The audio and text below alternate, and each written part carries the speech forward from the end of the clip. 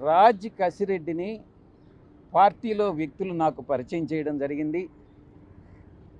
2017-18లో అనుకుంటా రాజ్ కసిరెడ్డి పార్టీలోకి వచ్చారు. అతను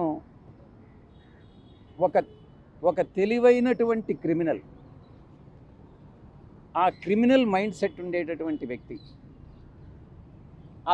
అంత క్రిమినల్ బ్రెయిన్ ఉంది అన్నటువంటిది తెలియక పార్టీలో పెద్దలందరూ కూడా పరిచయం చేస్తే నేను ఎంకరేజ్ చేసినటువంటి మాట వాస్తవం. నేను అబద్ధం చెప్పదలుచుకోలే. మొట్టమొదటిగా అతనికి ఎన్ఆర్ఐ విభాగం అప్పగించా. ఆ తరువాత సోషల్ మీడియా చూసుకోమని చెప్పా. ఆ తరువాత ఈ ప్రశాంత్ కిషోర్ గారు అక్కడి నుంచి వస్తూ ఉంటే ఆయన మనకు కన్సల్టెంట్గా ఉన్నప్పుడు ఆయనకు ప్రోటోకాల్ అంతా చూసుకోమని చెప్పడం జరిగింది.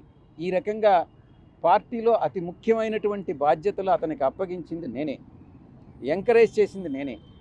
ఈ విషయంలో నేను తప్పు చేశాను అన్నటువంటి భావన ఈరోజు నాకు కలుగుతూ ఉంది.